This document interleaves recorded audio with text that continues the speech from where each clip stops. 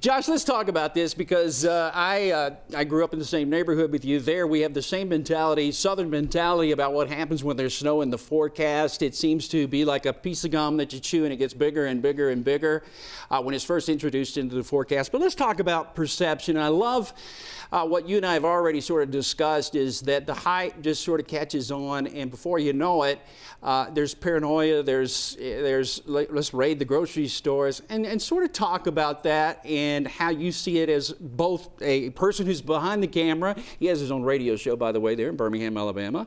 But let's talk about what the actual thoughts here on this whole thing. Is it perception? It is perception, and it's a huge challenge for meteorologists because you have to be engaging enough that you grab people's attention, particularly in this day and age when there's so many different sources of information. So, there has to be the right graphics. There's got to be enough of the sizzle to grab people's attention. That being said, what happens for a lot of people, particularly down here when we hear the word snow, is we focus in on will there be or won't there be, and then we have a tendency to sort of wade out all of the important scientific details like the probability that it will happen, the probability of the geographic range of where it will happen. And what we do is we just kind of latch on to bits and pieces of it, and then we run with that. And if it works out for us, so if you were saying there's a 30% probability that it's going to happen where I live and, there'll be a half an inch and there's that, then I think you did a great job. But if you say there's a 30% probability and there isn't, then I say, well, you missed it, because what I do is I select out the probability part. I just hear snow. Right. John, I love you. I don't know how.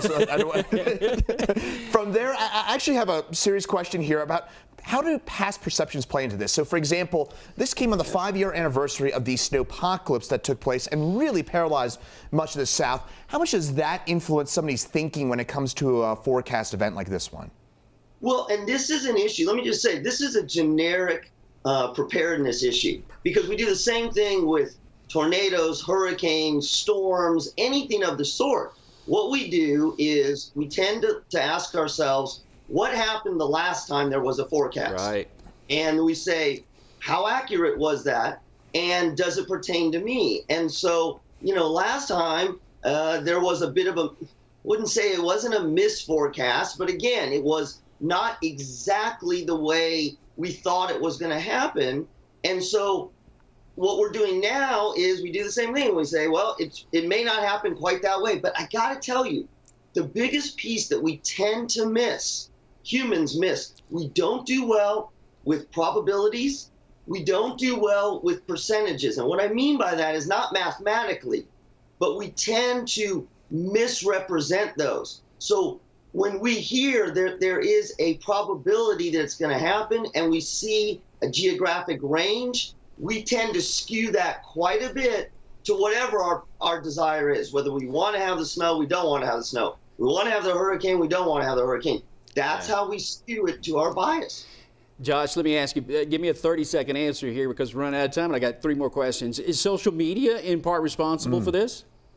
Hugely, hugely. Because what happens is it's not just what the meteorologists are putting out there, it's then the conversation that continues from there. Yeah. And people get sucked into each other's conversations and each other's facts, and it takes on a life of its own. What I always encourage people is listen to the numbers, listen to the statistics, and take a step back before you make your judgment call about whether it's right or whether it's wrong. And it's never guaranteed. It's always a probability. Always a probability. And last question, and I need a short answer again. What is it that you think, as both a viewer and a psychologist, is there something that we as meteorologists, we get 3 minutes on a local newscast to give our perception or our belief about what's going to happen. Do you think there's anything we could do better at the end as far as letting the public know about our confidence level? Is there anything you think we could do better as meteorologists maybe to extend that forecast a little better?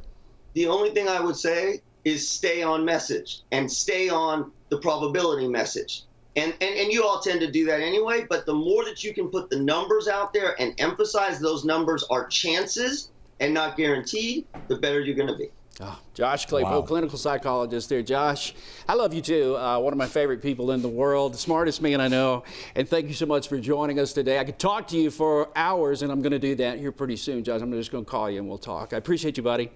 Sounds good. Thanks, guys. Yeah, terrific. Now, he's spot on here, Chris, because perception rules, and if you hear a number, we often take that number, and I think social media-wise, we spread it pretty quick. Oh my gosh, those you post a forecast model 10 days out, and that goes viral on the internet. And I really do think that what Josh is saying there really is valuable in terms of how people approach probability and maybe lurking it towards the direction they may want it to go. Sure. Thank you so much for joining us here. This past few minutes, we've been talking to clinical psychologist Josh Klapow. We got more on your forecast ahead. Look at the weekend, too, coming up in a moment.